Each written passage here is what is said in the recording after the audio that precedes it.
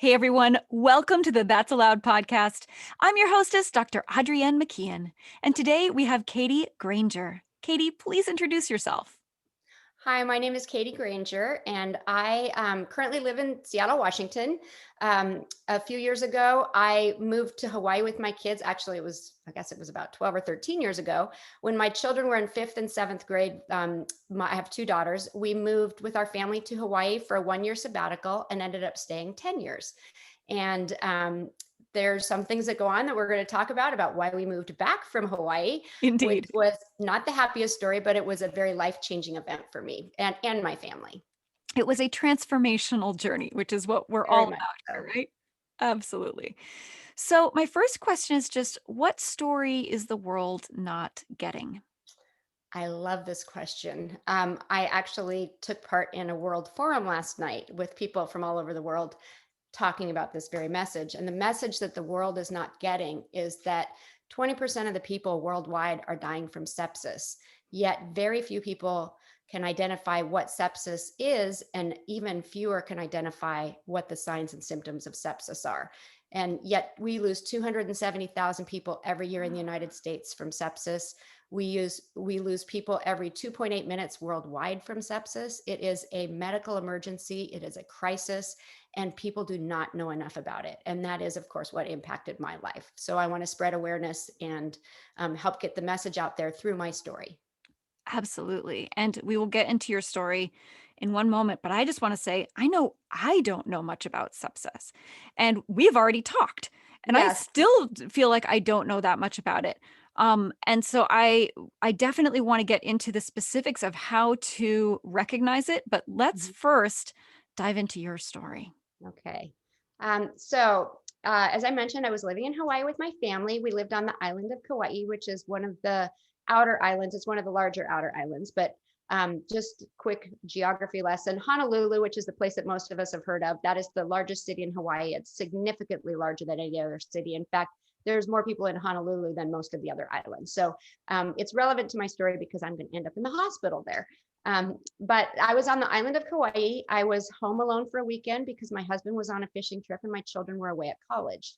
And we had at that point been living in Hawaii, I think for just about 10, well, it was 10 years. And that we had made our home there. We were very happy there. We were in a remote community called Hanalei, which a lot of people have heard of. It's very jungly. It rains a lot there. And we had actually had a significant amount of rain over the last few months before I became sick, which is what's about to happen in this story. So I Spoiler was alert. home. Giving you ideas. So I was home alone. I had just come from the mainland visiting my children. And like I say, my husband had gone on this big fishing trip that was long planned to Wyoming. So he was on a remote river out in the middle of nowhere. And I got off the airplane and noticed a small purple bump on my thumb. And it looked a little bit different. And because of all the rain we'd been having flooding in our valley quite a bit over the prior months. People were kind of aware, hey, be careful of your infections. You don't want to get sepsis. I mean, people actually kind of throw the word around, or they know that they can get really sick from an infection. So that was on my radar. And I saw this bump, and it was a different color. It was oozing a little bit of fluid. It was just different enough that I decided to go to an emergency clinic on the way home just to be sure that I was fine. Right. And this was on a Friday night, and I was fine. I had absolutely normal blood pressure, heart rate, breathing rate, temperature, everything. All my vital signs were solid, but I did have this unusual infection. So they gave me an ointment to treat it. And then they told me if it got worse over the weekend, if it expanded in size or I noticed any changes, I should start taking the antibiotics. So I went home Friday night. I was really tired. And I'm going to mention a few of the mistakes I made, a few of the signs of sepsis I'm going to kind of go into. So Perfect. with Sepsis Alliance, that I'm a member of that organization. I'm on the board of directors. We talk about the acronym TIME, TIME. So I'm just going to go in order. So T is for temperature. I believed that by taking my temperature all weekend, I could make sure that if I was getting an infection, I would catch it because of my temperature. Well, Right. it turns out that you do not need to have a fever with sepsis and Mm, with other serious conditions. So sometimes a fever is not the best indicator of you being very sick. And in my case, it was not, but I had no idea about that. I think this is another message the world needs to understand. As yeah. moms, I mean, you don't send your kid to school if they have a fever, but if they don't have a fever and they're complaining about being sick, they got to go to school, and either A, they're faking, or they're just not very sick. And that's just what I had believed. And it was very much not a truth. And Yeah. it cost me dearly, which you're about to hear. So, Yeah.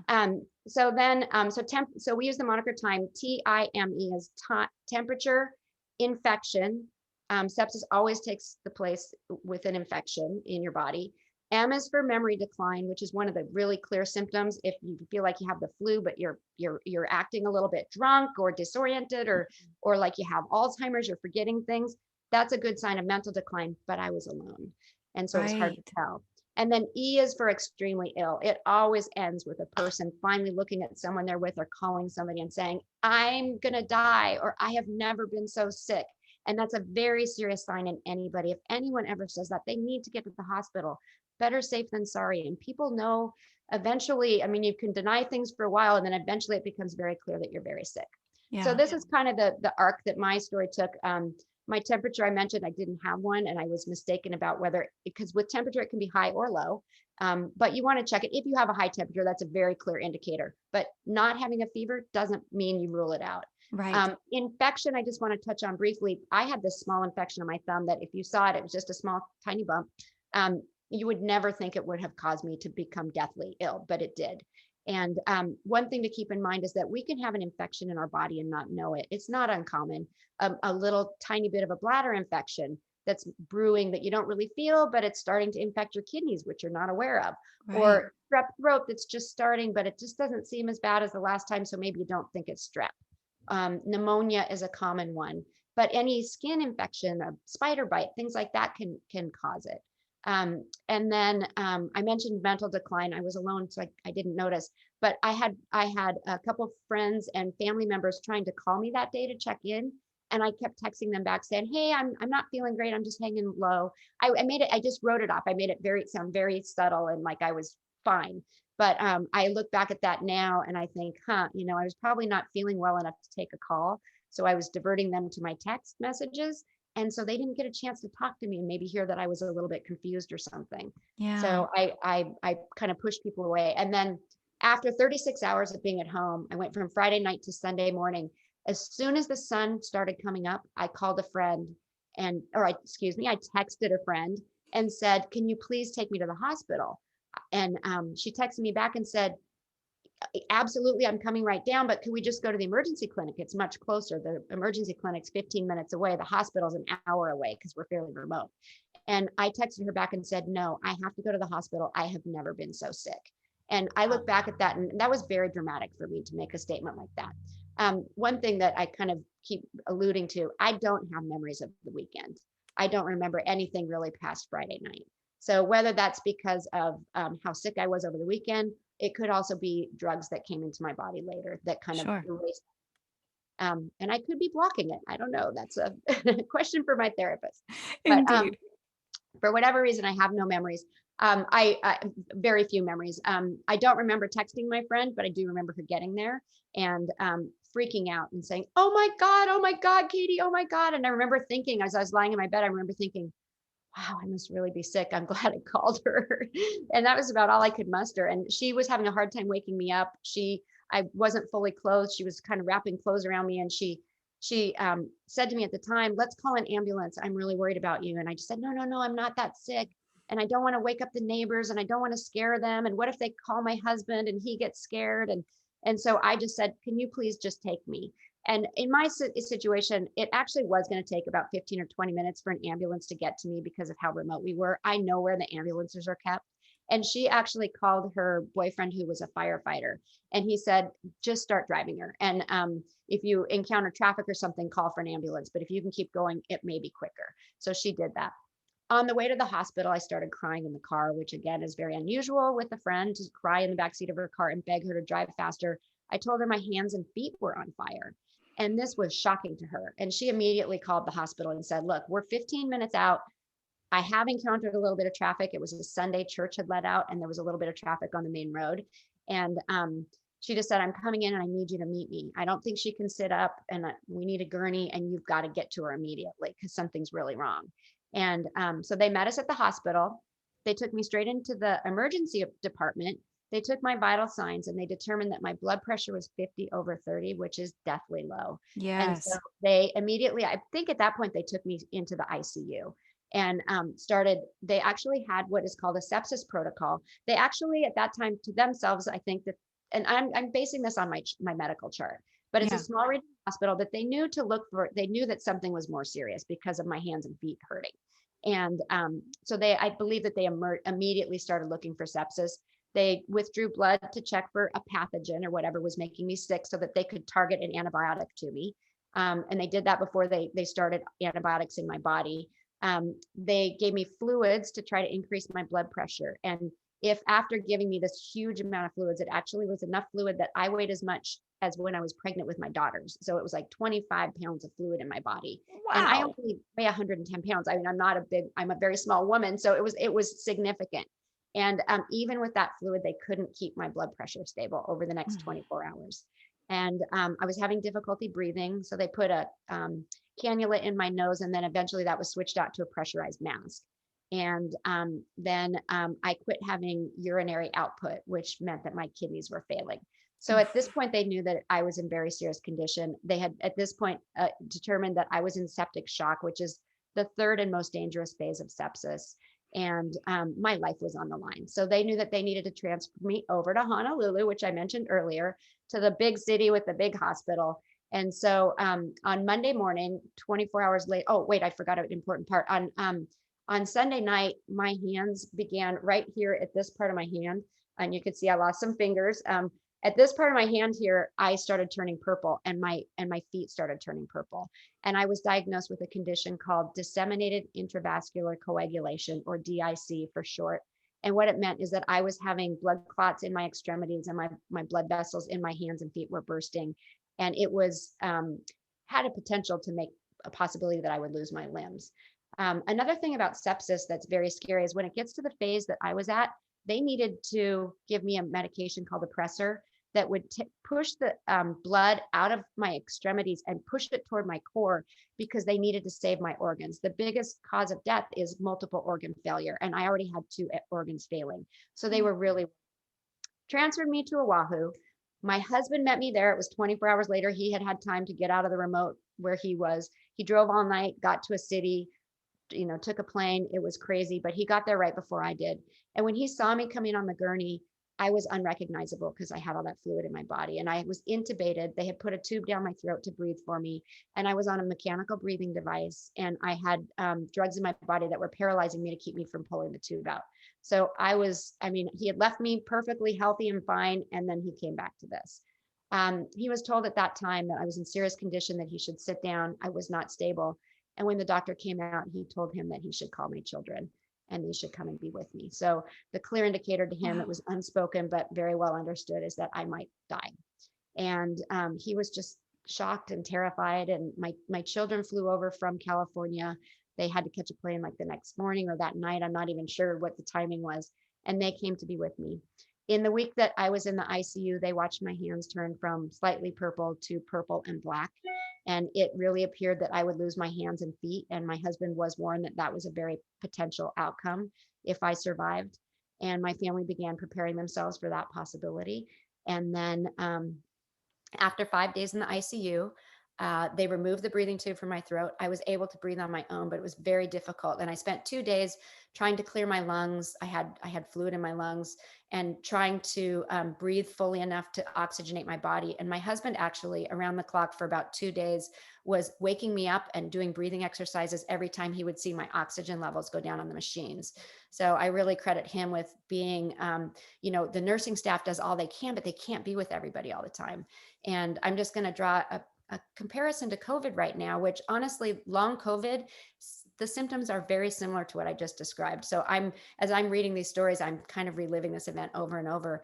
But with the long COVID patients, many of them are in the hospital alone. And I have no question that more people died because of that. So that's just kind of a side note that's very relevant to the times right now.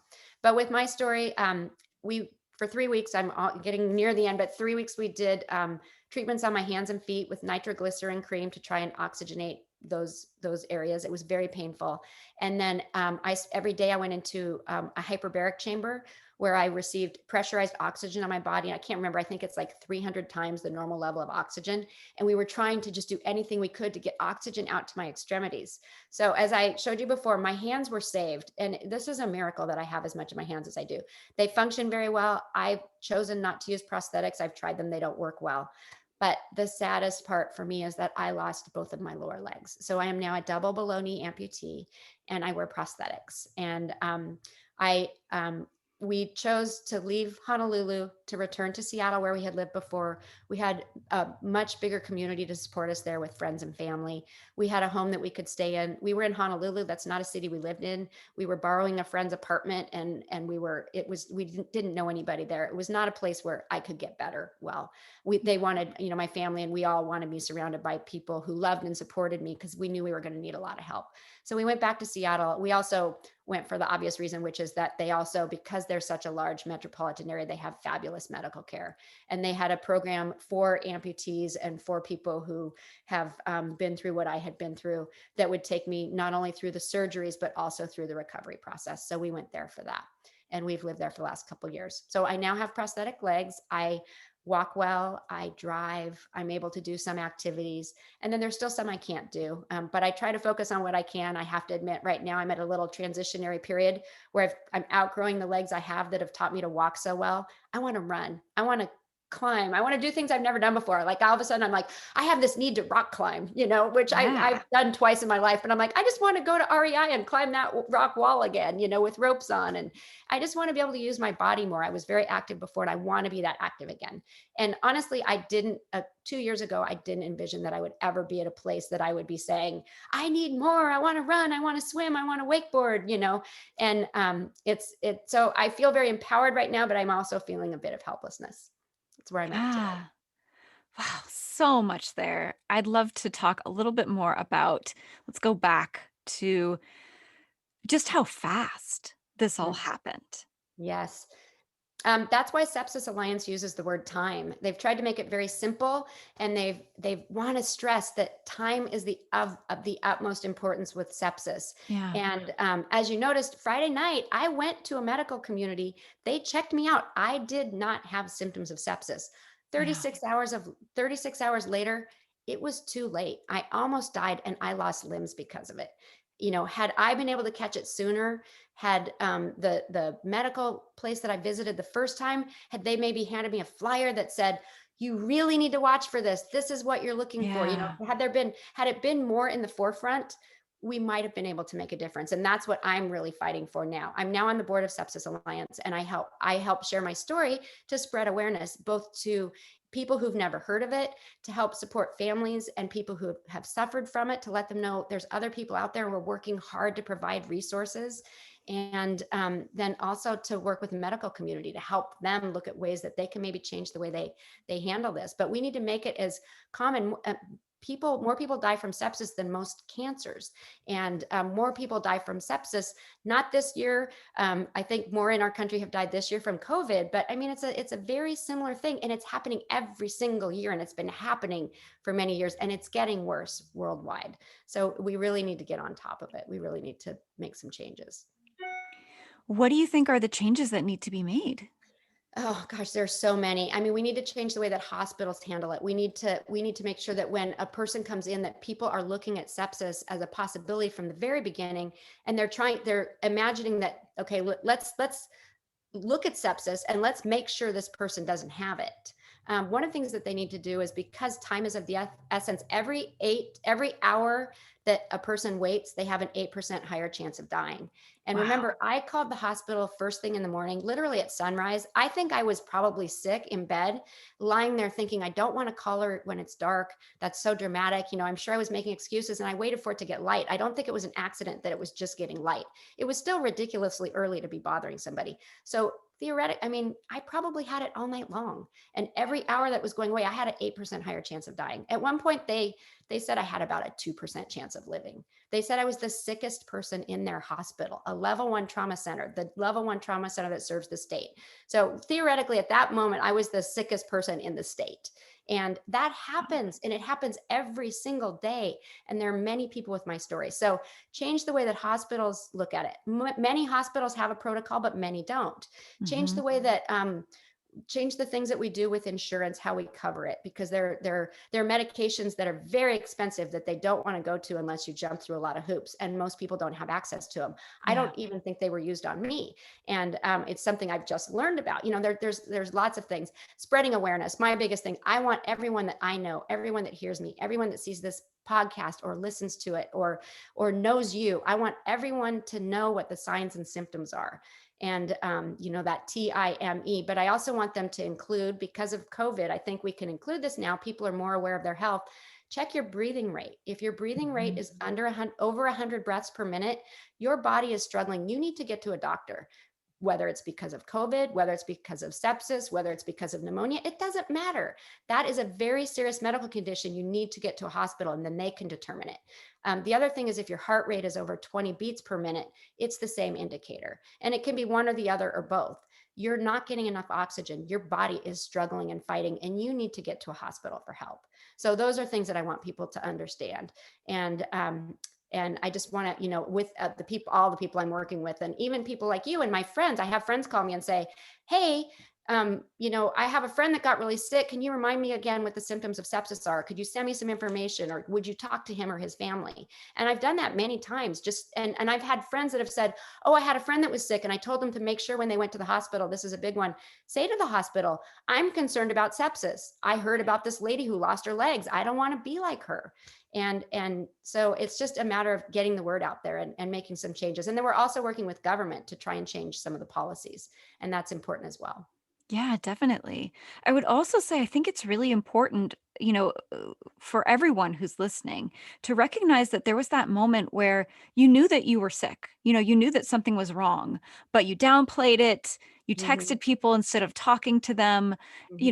You pushed back on it. And I think we do that so much. We have this weird, and part of it is just the culture of, the Yes. United States, and that insurance is tricky and some people don't Right. have it or don't have Well, good enough and even insurance. like calling an ambulance. I mean, Yes. I remember I said to my friend that, an ambulance is very expensive, and it's not something I really needed to worry about. It would have been okay for me if the ambulance was expensive. But I Yeah. think, I think more than that, I was really concerned that my neighbors would wake up and text my husband and he'd be freaked out. And so I was like, I wasn't thinking clearly, which we didn't Yeah. realize. I Yeah. wasn't thinking clearly. And the reason for all of that is because you have an inflammation response. So everything swells up, including your brain, and your brain starts getting pressure, and you literally can't think clearly. So Yeah. and it starts damaging your other organs. I thought of one other thing too, and we're working on this with Sepsis Alliance, is that we need to get better data, because Yeah. right now when a person passes away, say that a person dies from COVID, it goes on their death certificate as COVID, and you've seen the numbers. You see that an X number of people have died from COVID. What you don't see is that of those people, a certain percentage, be it 20 or 40 or 60%, died from sepsis because of COVID. Yeah. And that is very common. You die from sepsis because of pneumonia. You die Mm. from sepsis because of kidney disease or kidney failure. And oftentimes that's with some underlying illness that was caused by an infection. So we don't have that data because sepsis is not named on death certificates. Mm. So we're trying to put together a national database to gather this information. And it's just incredible. I mean, one of the things that's gotten me through this is being a part of all of this and being able to use my story. And I know not everyone gets to do that. And there are a lot of people out there that just need to know that there's other people out there who are suffering with them, and we care, and we're fighting, and we're out here, and we can talk to you about it, and we can share your story so that they know that they're not alone. Because I know in the beginning, I didn't know anyone who had an amputation. Yeah. I just entered this world I had never even known anything about, and it was just horrifying for me and my family. And so to be able to have resources online was very helpful. To be able to go find some celebrities that had lost their legs, or people who were out there in the public, that kind of stuff really made a difference for me. Yeah. Finding your tribe. Yes, Absolutely. exactly. And I have a So whole new important. tribe, and I have 2 new tribes. I have a sepsis survivor tribe, and I have an amputee tribe, and they overlap some, but there's this whole new world that I'm in, and it's I think we're really amazing. There's a really amazing group of people out here that I think are really going to make change because we're going to bring this into the forefront. We're going to get it out there. People are going to start knowing about sepsis. So how has this experience changed you? Oh, so many ways, countless ways. For one thing, I was a stay-at-home mom. I was we considered ourselves kind of semi-retired. My husband was able to work from Hawaii and run his business in Seattle, and we were able to sort of work from afar. I was not in the workplace at the time. I was getting ready to, my kids have been away at college for 2 years. My youngest had, and so I'd already been kind of trying out my new life as a stay-at-home mom. One thing that's interesting, I was really looking for a purpose. I thought, well, now that I have this time, my kids are gone. I'm kind of a retired mom. What am I going to do with myself? And I kept waiting for an opportunity. And it's funny how the universe sometimes gives you what you don't want. But now they've given me this opportunity to be an advocate for amputees and for sepsis survivors. And it's not what I wanted, but it's been an amazing answer to all this. So the biggest way that it's changed is I focus on this all the time. I share my story a lot, and I would have never thought in a million years that something this horrible would happen to me, and then I would stay in that moment and I would share it. But I believe it's so meaningful and so powerful that I just need to keep doing it. And even though it's hard, and I know I sometimes come across kind of positive about the whole thing, because I do try and focus on that. It was awful. It was life changing. It was shattering. It was horrible. I mean, it was, every word you can imagine. I went through all of that, all of the horror of it. And I spent 3 weeks denying that I was going to lose my feet, even though every time the doctors looked at them, they said the soles of my feet were black, but I looked at them and I saw them as being purple. And so I thought there was hope. But I knew that I couldn't rebuild a foot without my soles. But it took me 3 full weeks before I could even allow myself to say it. And then I couldn't even say the word amputation. We just said surgery. I'll have this surgery. We'll have that surgery. And my family followed my lead. My husband was very protective of me, and my children were. And they made sure that anyone who visited, they're like, you don't tell her anything. She will tell you what she knows or what she thinks, and this is where she's at today. Right now, she doesn't know she's going to lose her feet. So you're not talking about it. And if she says it, you're not even going to confirm it. So they were really protective, and they Yeah. really waited for me to come to it on my time. It seems like you have a really powerful support system. I have an amazing support system. And even like moving back to Seattle, it was a community that I hadn't been in 10 years. These were, and this community, I mean, I would say probably 150 people came out. They brought me food for months because I couldn't cook. I couldn't do anything. We got on a food train thing that literally for like 6 months, I think they were making meals for my family, and we had them do it every other day or every third day, because we knew when we had them cook a meal for 6 people, because we often had people over, and then we could make it last. But they kept it rolling for as long as we needed. They helped set up a house for me. We had an empty house available, and they put furnishings in it. I mean, we borrowed furniture from like 8 different friends that fully, I mean, I moved back to this house and it looked like the house I had left when it was fully furnished. Wow. And it was just amazing. I mean, and people reached out in such an incredible way, and they just wrapped me up in my whole family, they just wrapped us up and they carried us when we could not carry ourselves. By the time we moved back, my children were exhausted. My husband was exhausted. I was exhausted, and we were just getting to the worst part of it where I was about to have these surgeries. So my community has been really amazing, and I know not everyone has that. So I really encourage people to find that in their world and in their lives. And for some people, like my mom she lives in a retirement home and she's by herself. She has a couple friends, but she doesn't see a lot of people. But she gets out during the day and she maybe tries to go somewhere, and she picks up her prescriptions and she says hi to the pharmacist, and you kind of make friends where you can find them. And that contact with other human beings is really powerful, even in those little moments with people you don't know well. It can Yeah. really make a difference. Well, you just never know. I mean, that's such a powerful, message that I get from this story.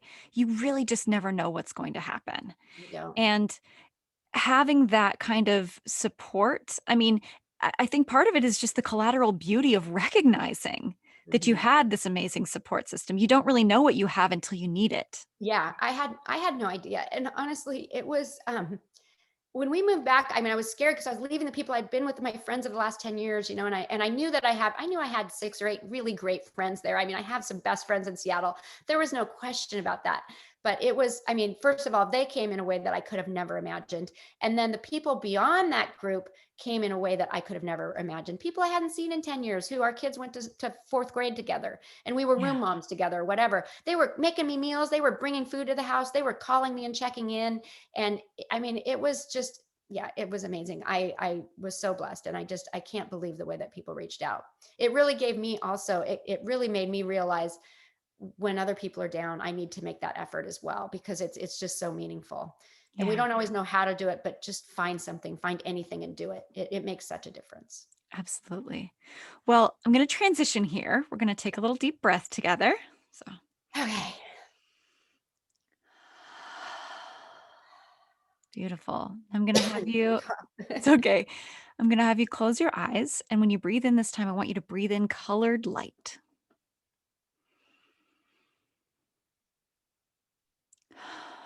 And just tell me what color the light was. It was a rainbow. Oh, I love that. Mine is always a rainbow. Okay, one more time. Nice rainbow in. Beautiful. And keep your eyes closed for a moment. I'm going to wave my magic wand, Mm, and everything you deeply desire has now come to pass. mm. Are in this moment in your ideal world. And I want you to just tell me what you see and what you feel here. Personally, I feel very comfortable with where I am. Hmm. I feel comfortable being an amputee. I feel comfortable being a sepsis survivor, and knowing that my identity has changed with all of that. My family is still surrounding me, and they're so important. They are my everything, um, and my close friends as well. And then on a more global scale, people know about sepsis. They can define it. They understand it. It's as common a word that's thrown around as the word stroke or cancer or heart attack. They understand the signs and symptoms. They know how to identify it when it's happening. We'll take it one step further. Everyone knows how to identify when it's happening in a baby, when it's happening in a pregnant woman, when it's happening in a child or an adult, which are all slightly different. They can identify all of those. They seek help more frequently. They're not they don't feel afraid that they're going to get a huge bill, or they're going to be kind of left hanging, or they're going to be turned away because a doctor is going to say, oh, you're not very sick, why did you come in with that? Right. They're going to have confidence that they can just go into either their doctor or a walk-in clinic or even an emergency room, and they will be seen and their symptoms will be taken very seriously. So it will change that, and that there is more equity among people. More people who have less are dying at a much higher frequency, and people of color are dying at a much higher frequency. That will all change, and globally we will know this, and so there'll be this big shift where sepsis becomes known, and it gets its place that is it unfortunately it deserves, as something that kills 20% of the world's population. It Yeah. deserves to be known. It deserves to be called by name. It deserves to be understood, and every person out there deserves to be safe from it. They deserve to know how to recognize it and and stop it before they become an amputee. Yeah. And I don't have regrets. I don't look back and say, oh, I wish I would have. I just don't bother. That's not a thing I've ever done. I can't change that, but I can change it for people. And I do believe, as we do studies every year, a few more people understand the symptoms, a few more people recognize the word, but we need to make that happen quicker. It needs to come about sooner. Okay, so I want you to close your eyes again. Just Okay. Yes, gonna get I you out love of your this world. head into your heart space here, okay? Okay. We're there. We're there. We're in that world, okay? And you are at the top of a mountain that you just climbed up the side Mhm. of, okay? And I want you to just feel that and look down at where you've been and Mhm. realize you pulled yourself up this mountain. And just tell me what this view looks like up here. First of all, I'm not alone.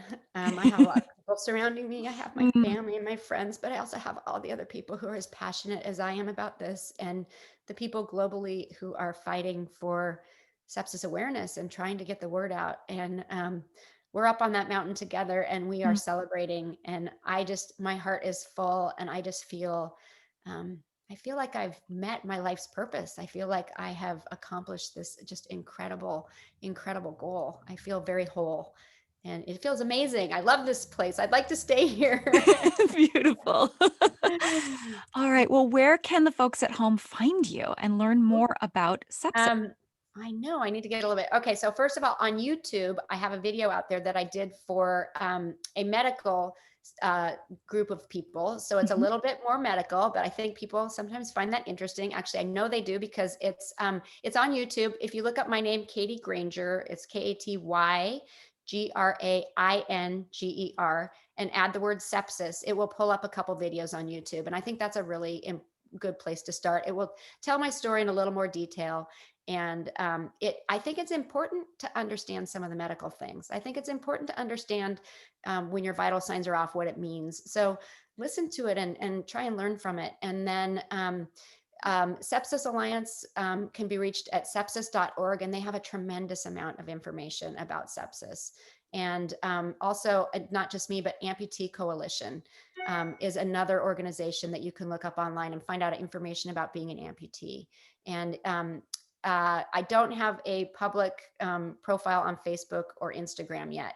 I'm working toward that. You're going to help me with that. Absolutely. We are working toward But that. I'm not there yet, but I really recommend the YouTube would be the best place. You could also look online if you want to look up a couple articles about me. You could there was one in today.com, Mhm. which is the Today Show's webpage, and then also at womenshealth.com. That just came out. You could probably look up my name or sepsis survivor. Even if you're not finding my article, you'll be finding another article that would be interesting to see how it impacts other people. Absolutely. Thank you so much for being here, Katie. Thank you. Thank you. This has been wonderful. And I'm going to keep this place in my heart today. Beautiful.